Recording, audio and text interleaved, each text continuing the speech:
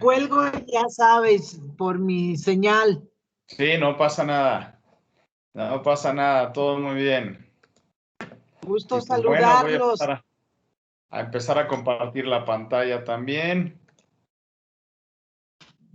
Y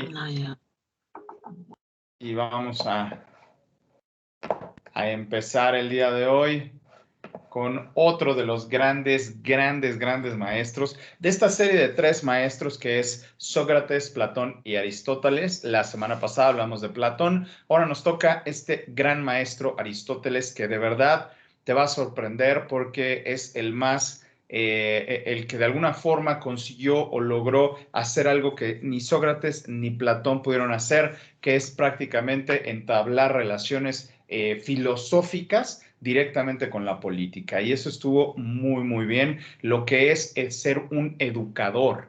Esa parte que yo de verdad se la admiro muchísimo a Aristóteles, la parte de poder convertirse él en un de verdad educador que ayudó muchísimo.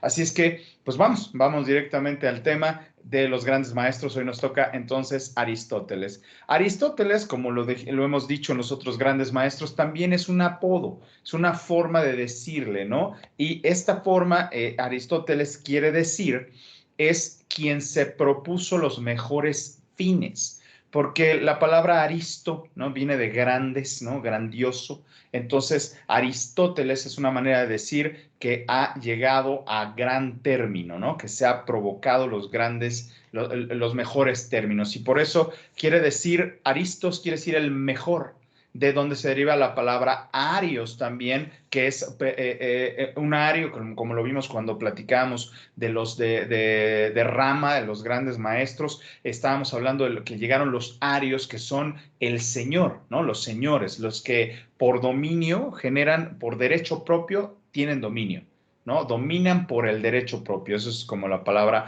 arios. Y pues bueno, viene un poco de aristos, que quiere decir entonces el grandioso, ¿no? Y por otro lado, telos, que es el fin, la meta, ¿no? Al final de cuentas es la meta. Entonces, por eso es el de las metas grandes, o como ellos, los mismos griegos le dicen, el que se propuso los mejores fines, ¿no? El que logró o llegó o se propuso las mejores metas. Entonces, pues por eso tenemos ahí como que la idea del nombre de Aristóteles, de por qué le dicen Aristóteles, por qué sale o por qué nace esta idea de Aristóteles, ¿no? Y Sócrates, recordamos que hablamos de Sócrates. Sócrates preguntaba, ¿no? ¿Por qué? ¿Por qué esto? ¿Por qué el otro? ¿Por qué? Eso en el caso de Sócrates. Platón dio las respuestas, acuérdate, muy poéticamente, muy hermosamente. Sin embargo, pues dio respuestas. Y Aristóteles se propuso a encontrar la verdad. O sea, agarró y dijo Aristóteles, ok, Sócrates estuvo haciendo preguntas, estuvo haciendo cuestionamientos, Platón nos dio sus respuestas de lo que Sócrates le había preguntado, yo lo que quiero es encontrar la verdad. Eso es lo que yo quiero encontrar. Entonces, esto hace que Aristóteles se convierta en un investigador, ¿no? Que se convierta de verdad en una persona que se pone a investigar el proceso. Sócrates también se le conoce como el estagirita. Así, tal cual. ¿Por qué? Porque él nace en el 384 antes de Cristo en la ciudad de Estagira y por eso le ponen el estagirita, porque de repente yo cuando estaba en la clase de filosofía había maestros que me decían, bueno, es que del gran estagirita. Y yo decía, chale, ¿quién es él? No, pues es simplemente Aristóteles, ¿no? En la antigua ciudad de Grecia, muy colindante con la Macedonia, ahí se encontraba la casa, que te pongo fotos de lo que se supone era el hogar de Aristóteles, en donde pues creció, nació, y pues la verdad es que él es otro de los grandes maestros que no tenía pleito o no tuvo bronca alguna con la parte económica, con la parte de dinerito, así es.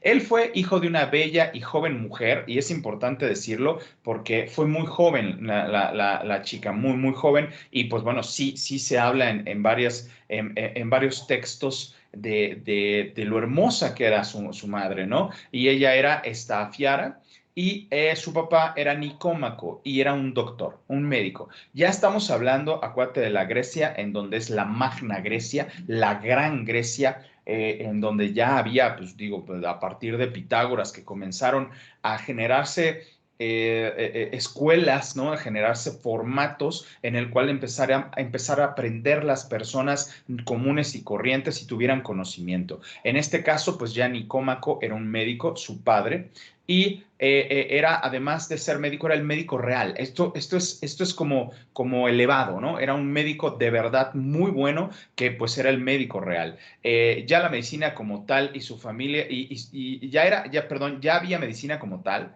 y su familia de Aristóteles ya era de médicos.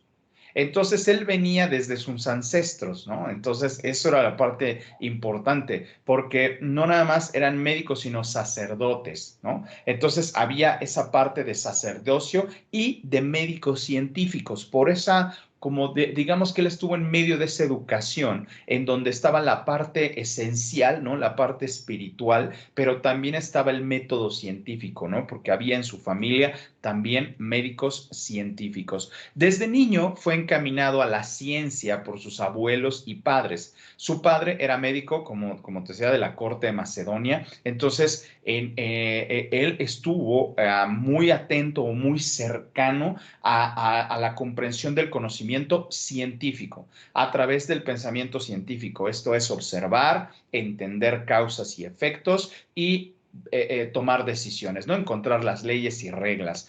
Eso, la verdad es que lo llevó a ser una persona como muy, hoy para ti, para mí sería como muy pensante, como muy fría. Sin embargo, pues tenía esa parte también del sacerdocio de sus abuelos, o sea, que eran sacerdotes de los dioses griegos, de los dioses del Olimpo. Entonces iba un poquito o un muy equilibrado su educación y su formación.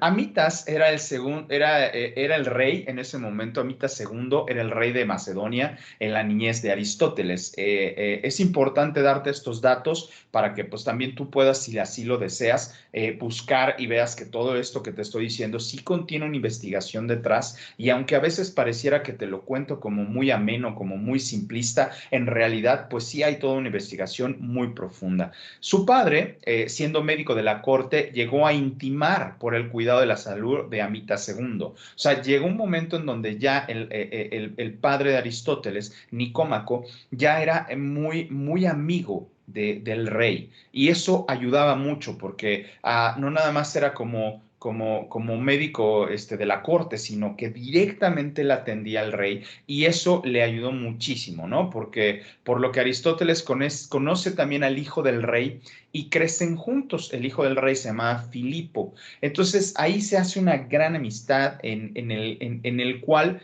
Filipo jamás trata a Aristóteles como de baja calidad o como de segunda, ¿no? Siempre lo trató muy bien y se hicieron grandes, grandes amigos. Esto, por supuesto, ayudó a Aristóteles a comprender el manejo de la vida en la aristocracia, ¿no? Porque estaba directamente con el rey, supercuate del hijo del rey, el comportamiento de un científico, ¿no? Imagínate, a entender el manejo de la vida aristocrática, el manejo y comportamiento de un científico y cómo funciona la realeza, cómo funcionaba a grandes niveles el sistema o la forma en la que, ahora sí que la realeza se mueve, y pudo entrar con mucha más facilidad enseñando el proceso científico, ¿no? Eso era para él muy, muy interesante. Solo que de muy joven Aristóteles queda huérfano.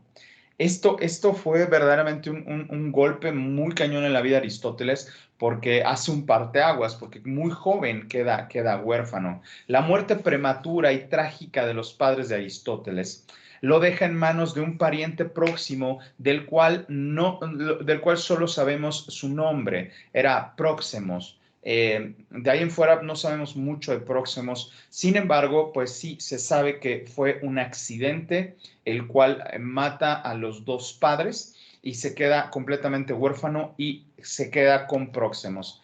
Es muy admirable por lo que se queda a cargo de él Próximos, y tiene la misma edad que Aristóteles. Eso es como muy, muy extraño y es de admirar porque eran dos chavos de la misma edad y le otorgan a Próximos digamos, la potestad, la patria potestad de Aristóteles, ¿no? Obviamente estamos hablando de familias de alto nivel adquisitivo, de la realeza, de riqueza, entonces, pues bueno, por eso se pudo hacer esa parte. Sería entonces un primo rico y de buenos contactos próximos. De hecho, sabemos que son de la misma edad, ya que el hijo de Aristóteles se casa con la hija de Próximos, ¿no? Entonces, por eso decimos, está en la misma edad y varios textos que hacen como connotación de que Próximos se atrevió a acoger en su familia a Aristóteles. Y por eso pues tenemos esa idea clara de la edad de Próximos. Por esa razón, Aristóteles pues se va de Macedonia, se va y de hecho el ir a ver a su primo lejano lo desconecta de la vida de la realeza. Y él se va a Atenas, que es donde vivía Próximos, y también ahí es donde decimos, por supuesto, que tenía un nivel adquisitivo Próximo bastante alto, ya que en Atenas pues era como la capital de todo, ¿no? Era como venir aquí a la Ciudad de México.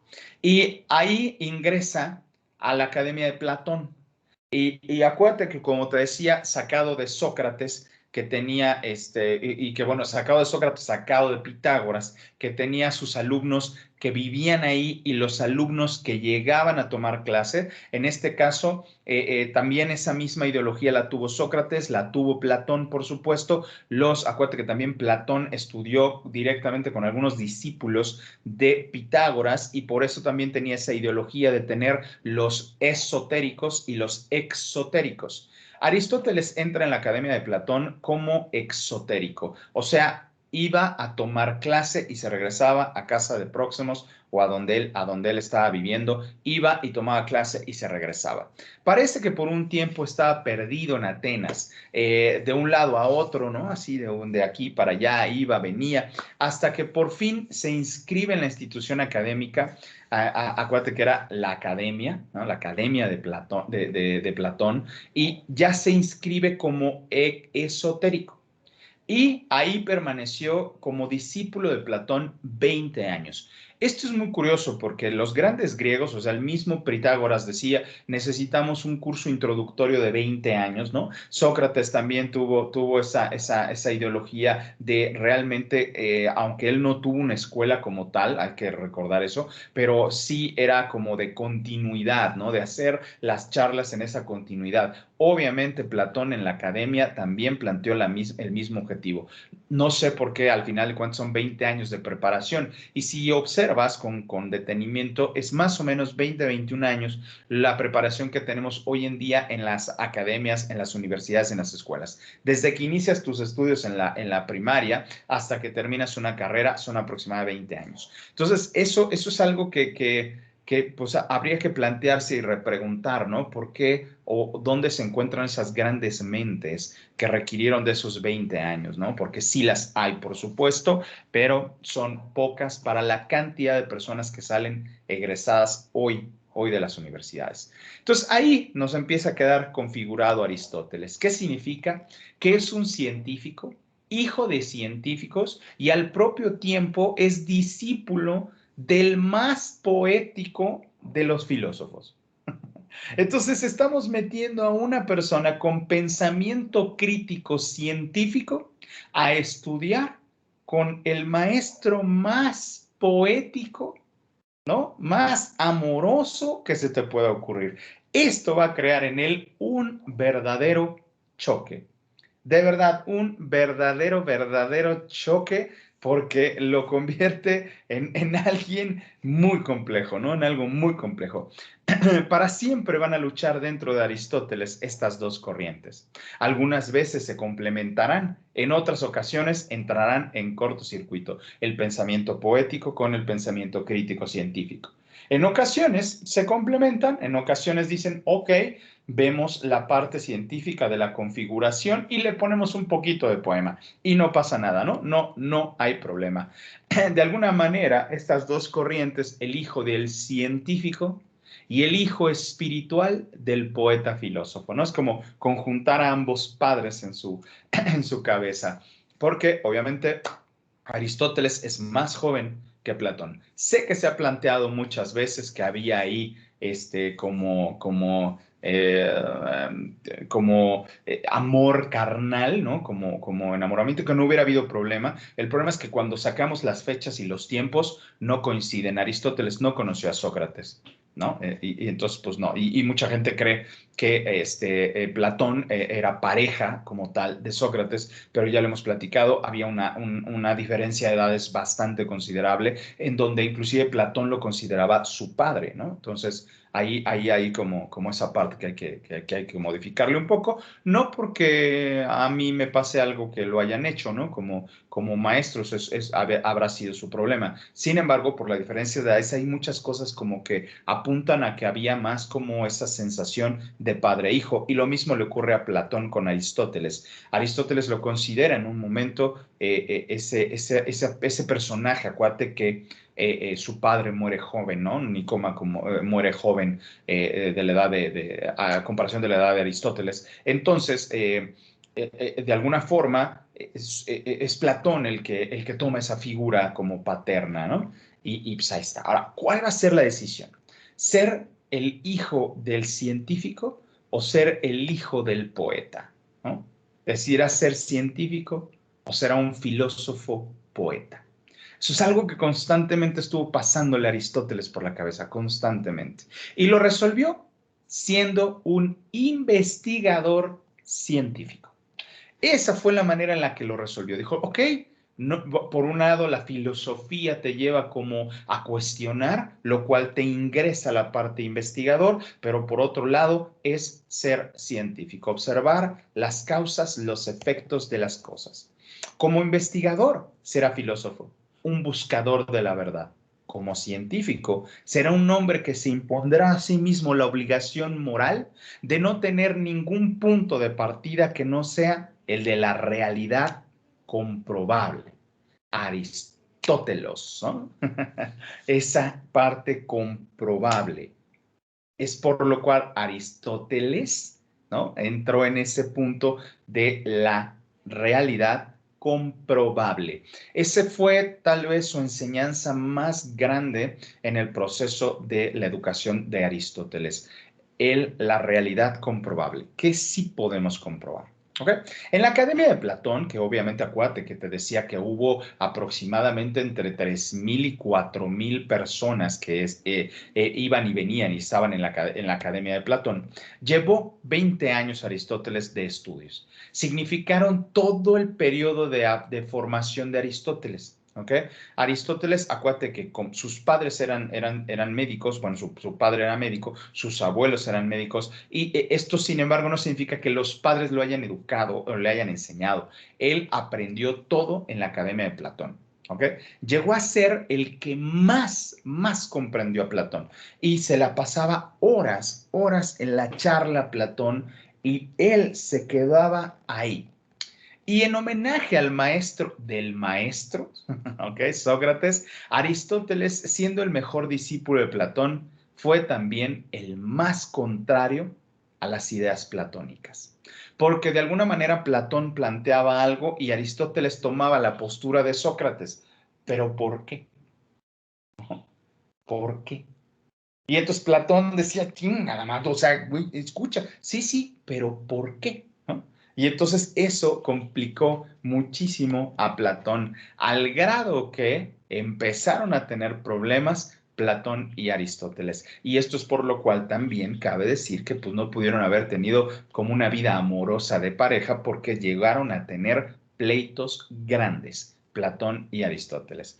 Aristóteles fue el primero en descubrir que su maestro Platón tenía esas hermosas ideas sobre el bien, la verdad, la bondad y la belleza.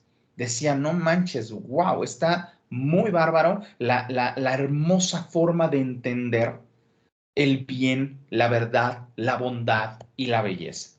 Aristóteles, el científico, hijo de científicos, enseguida dijo, sí, o sea, es muy bello, pero ¿dónde están? ¿Dónde están? ¿Cómo las puedo manejar en laboratorio? ¿Cómo puedo yo vivirlas? ¿Cómo puedo en mi día a día aplicar esto que me estás diciendo? Y halló entonces que la característica platónica, la sublimal, ¿no? De su concepción del cosmos, a lo sublime de su concepción del cosmos, de la vida y del ser humano, pues son poesía. O sea, dijo, güey, sí, se oye súper chido, se oye muy bello, se oye padrísimo, pero es solo poesía, o sea, solo es hermoso, más no hay una solidez de realidad en donde una persona pueda aplicarlo en su día a día. Y fue el único que se atrevió a decirle directamente a Platón. O sea, no solamente lo pensaba, sino se lo decía.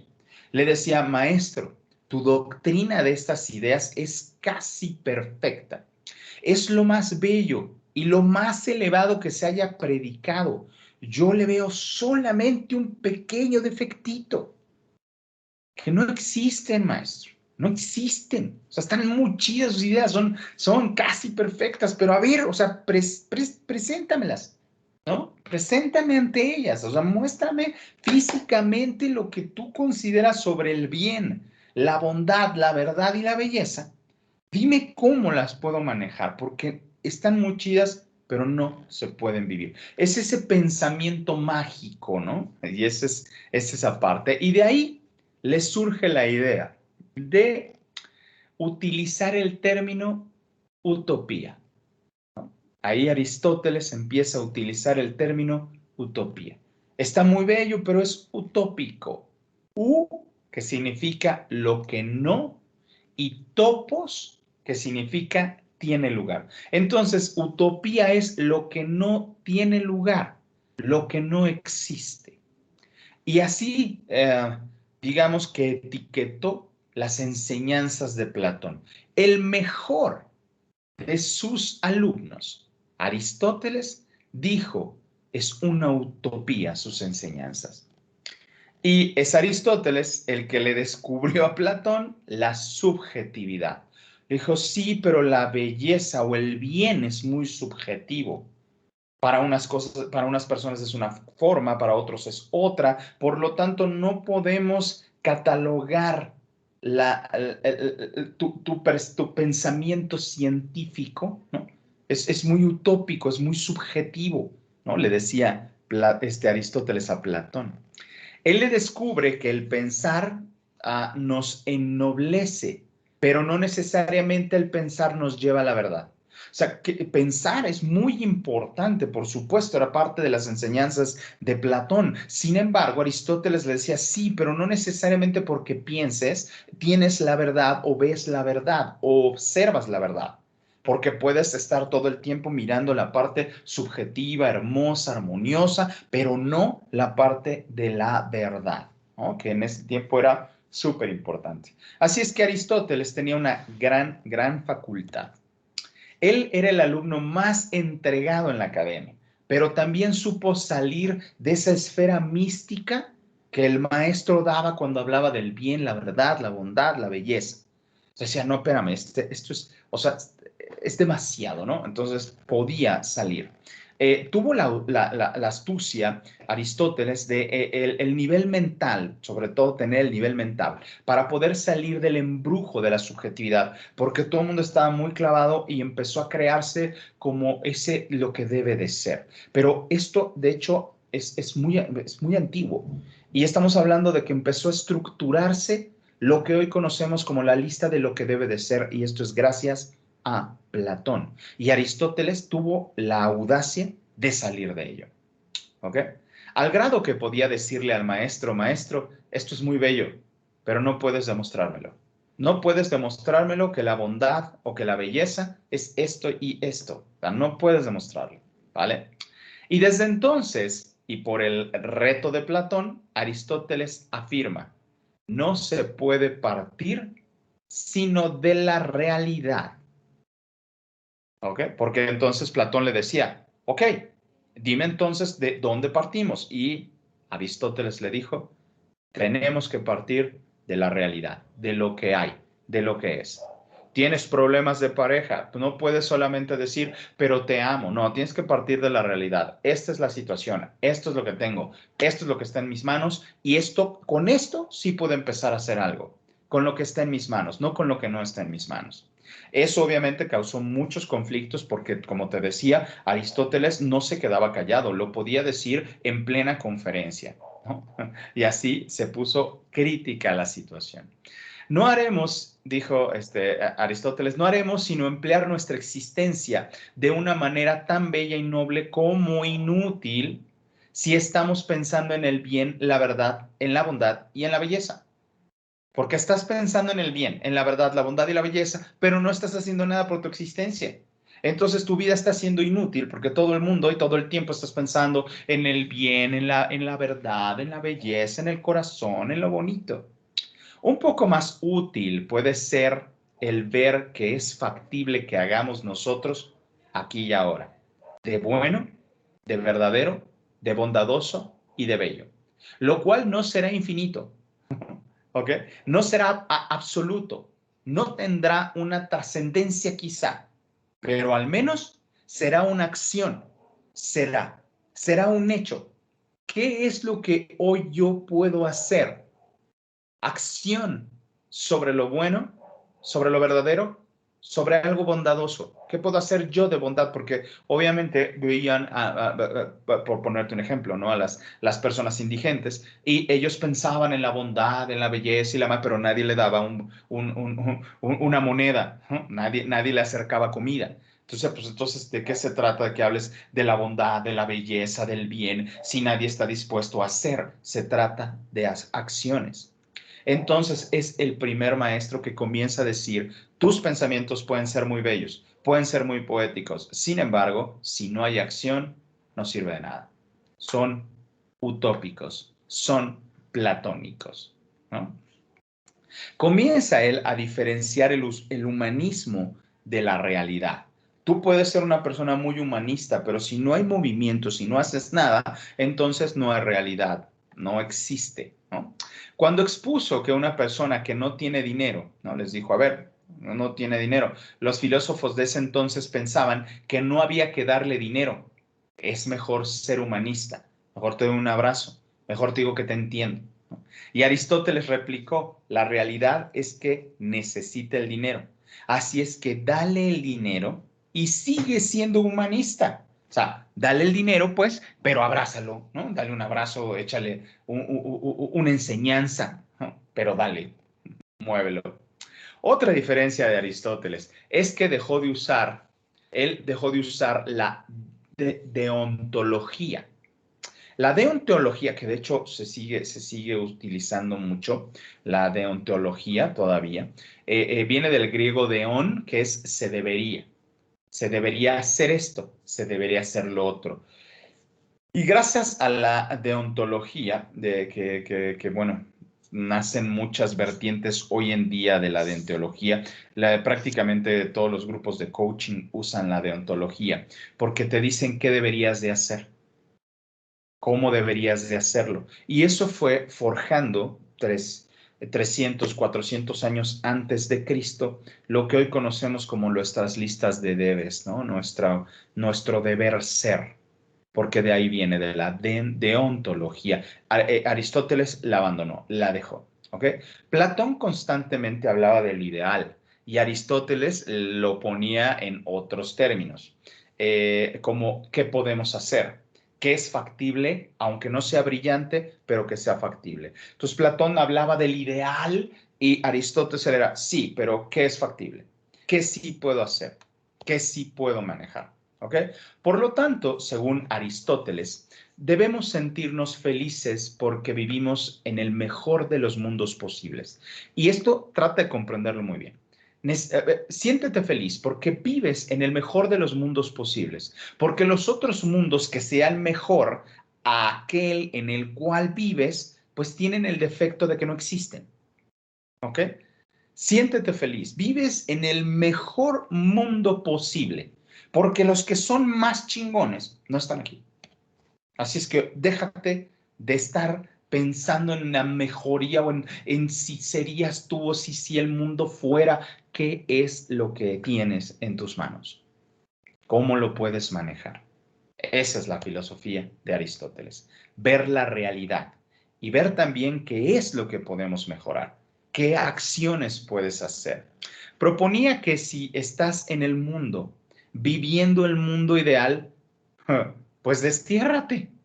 Vete a tu mundo ideal, ¿no? Llégale a tu mundo ideal. Si tú dices que no, no, no, este mundo no te gusta porque hay demasiado caos, demasiada guerra, demasiados robos, demasiada política, demasiada, entonces vete a tu mundo, ándale, vete a tu mundo. Él lo que decía es, obsérvalo, esto es lo mejor que puedes tener. Ahora, ¿qué vas a hacer? ¿Qué vas a hacer para mejorar? Eso, de verdad, es súper importante. Así es que, según nos decía Aristóteles, se debe partir de la realidad. Y es muy curioso, después acuñaría muchas frases nuestro Albert Einstein, ¿no? Sobre, primero tenemos que entender la realidad para después poder desmenuzarla. Así es que, pues así es el sistema. Empieza primero siempre de la realidad. Y las ideas de Platón no existen por sí mismas, ¿no? Que quien esté enamorado del amor pues no va por buen camino. O sea, eso es lo que decía directamente Aristóteles. O sea, si tú estás enamorado del amor, pues no está chido, no lo vas a llegar. Quien sea amigo de la amistad, no va por buen camino.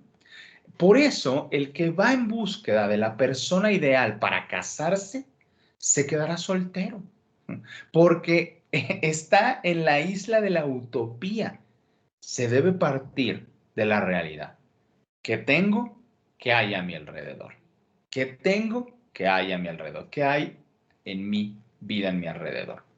Platón nunca, nunca le perdonó a Aristóteles el que lo haya descubierto. De verdad, nunca. Por eso te menciono, al final de cuentas, Platón y Aristóteles tuvieron un problemón, pleito en grande, así en grande.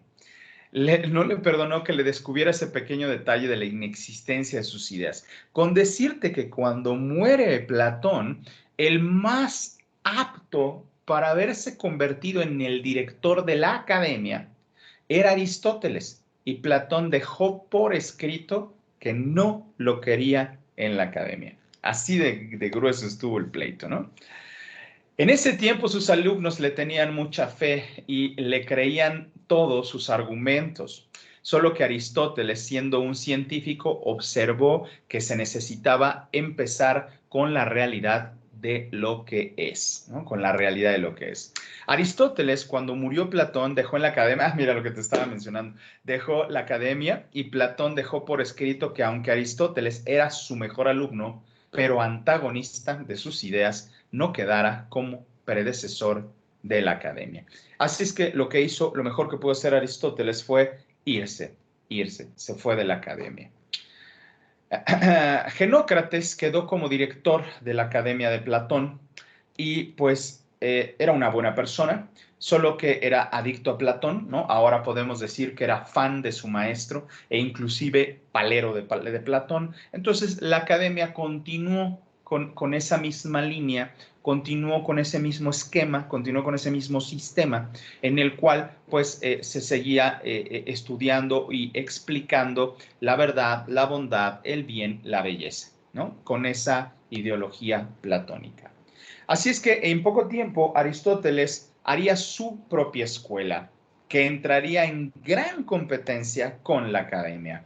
Aristóteles amó mucho a Platón, o sea, eso sin duda, ¿no? Comprendía la aportación a la historia de sus ideas y fue el único que estuvo atento, fíjate, en la lectura que Platón hizo, que duró más de 7 horas sobre el Tratado del Alma. Recuerdas que Platón se fue a Siracusa por segunda vez, que se encarceló y luego se trajo el jarrón, y ahí escribió el Tratado sobre el Alma.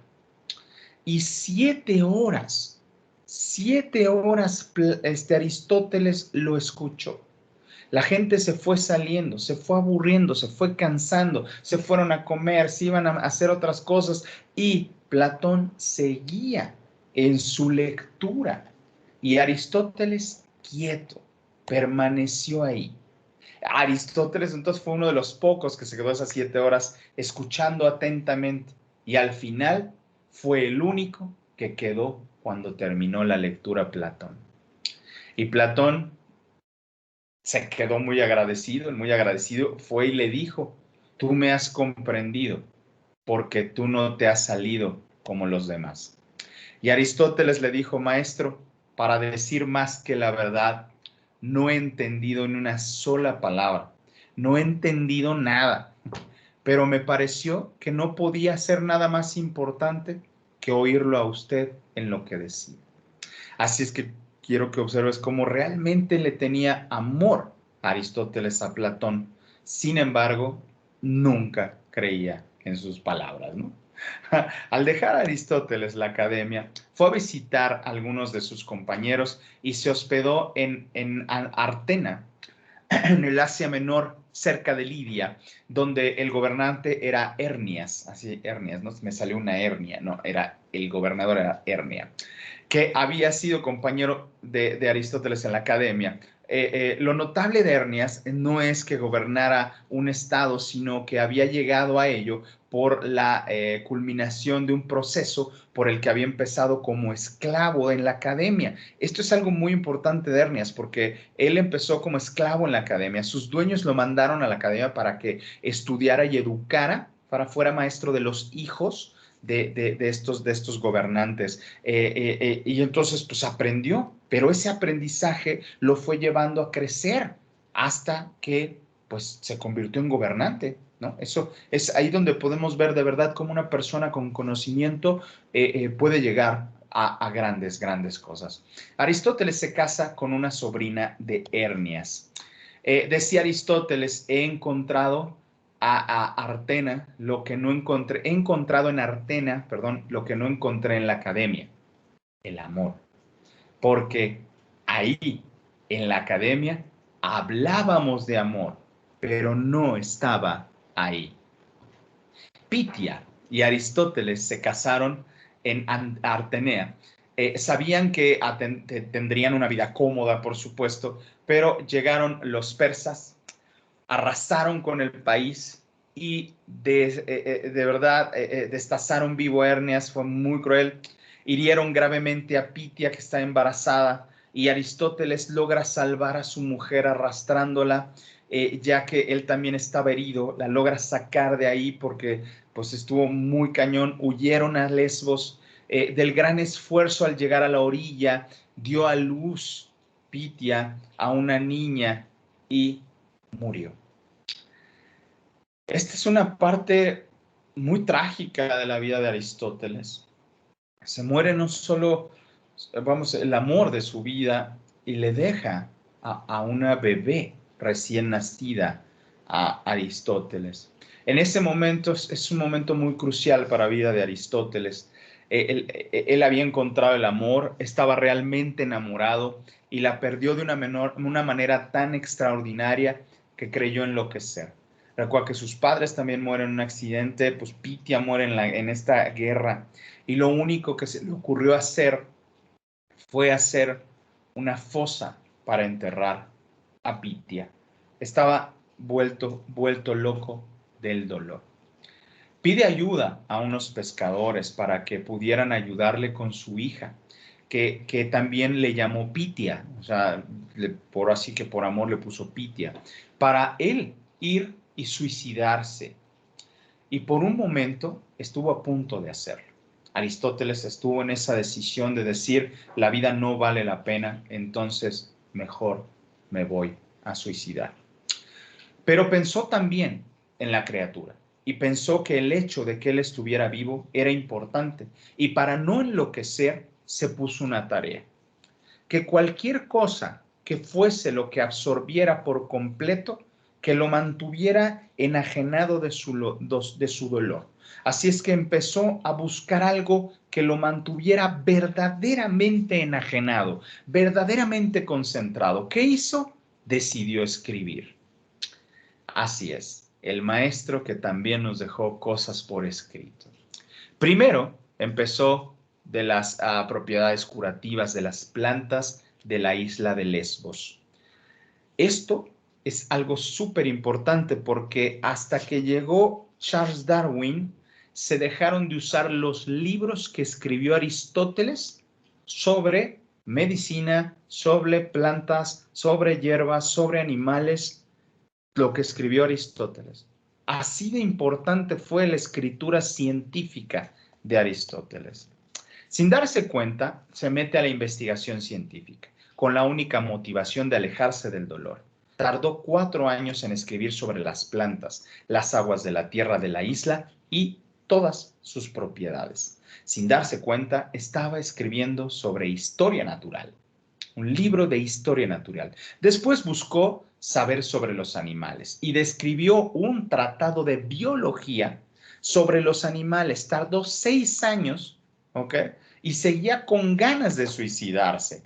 Pasaron más de 20 siglos para que se escribiera un libro más importante que el que escribió Aristóteles sobre historia. Darwin fue el que escribió la teoría de la evolución de los animales y es cuando lo que escribió Aristóteles dejó de ser un libro de texto que se utilizaba en la universidad hasta que Darwin llegó. Entonces imagínate qué tan importante fue.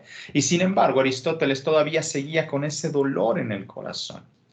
Lo mejor que escribió Aristóteles es un libro que escribe a partir de una gran desgracia, su viudez, para no volverse loco.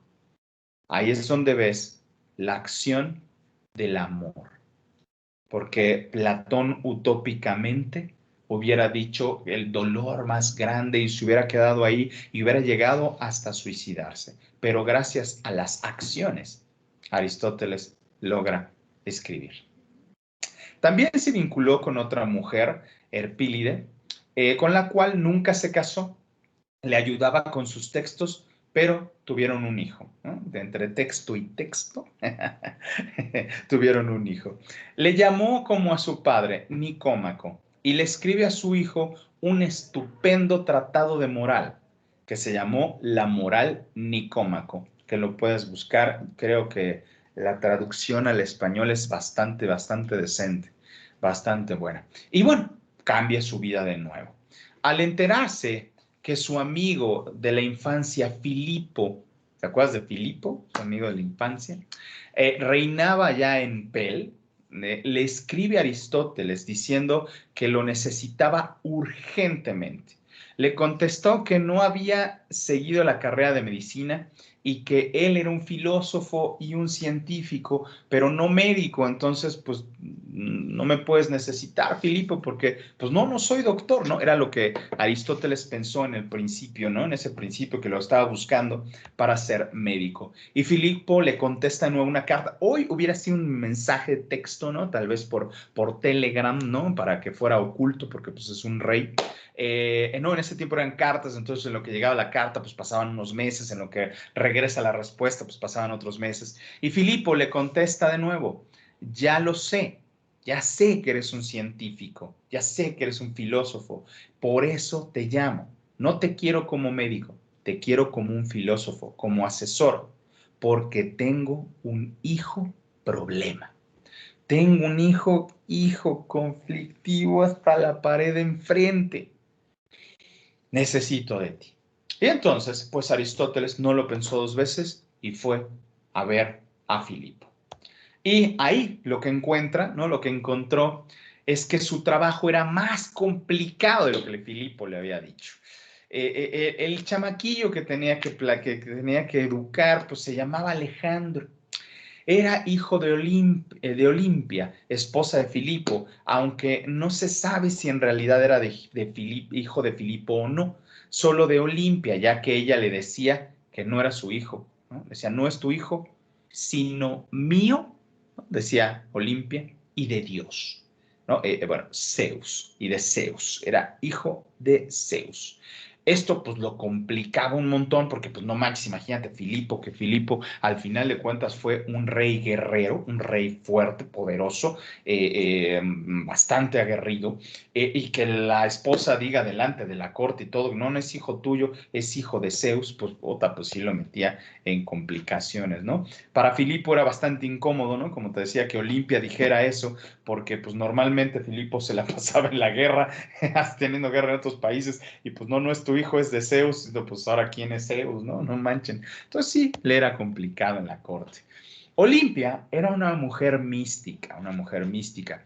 Era hermana del rey Lépido. Desde pequeña tenía experiencias espirituales, visiones y cosas así. Su hermano la envió a un santuario de los dioses para aprender y comprender su sistema y su forma mística. Y ahí conoció a Filipo, ya se conocían desde más pequeños y decidieron hacer un rito sexual en el santuario y por eso ella cree que Alejandro es hijo de Zeus, hijo de la divinidad. Y ese niño era considerado como especial, como divino. Tenía un ojo de color azul y el otro de un rojo carmesí y era muy visible. La madre desde pequeña le dijo a su hijo que él era un dios. Y esto lo complicó muchísimo. Imagínate que le dices tú a un niño que es un dios, o sea, no nada más de la realeza, sino de más, güey, divino. En cuanto creció un poco más, su madre le dijo entonces que era un dios y que tenía una misión divina en la vida. ¡Wow! Que tenía un problema Aristóteles ya. El pequeño Alejandro crece creyendo ser Dios, respetando únicamente a su madre. Y por eso todas las historias y películas ponen a un Alejandro bien mamila, bien sangrón, bien qué onda, pero no es la madre lo que le educa. El que educa a Alejandro, ni nada más ni nada menos que Aristóteles. Ese era el problema que tenía con Alejandro, ¿no? Es el problemita que tenía, que le dijo Filipo, tengo un problemita con mi hijo, ¿no? Y preparó una forma, fíjate, de poder ayudar a este niño Dios. Porque, no manches, o sea, el niño era soberbio, egocéntrico, hasta la pared de enfrente, ¿no? Así es que dijo, ¿qué voy a hacer? Voy a usar el conocimiento que tengo. Utilizando toda su sabiduría, que había aprendido de Homero, Sócrates, Platón y toda su educación que tuvo, ya que en verdad era un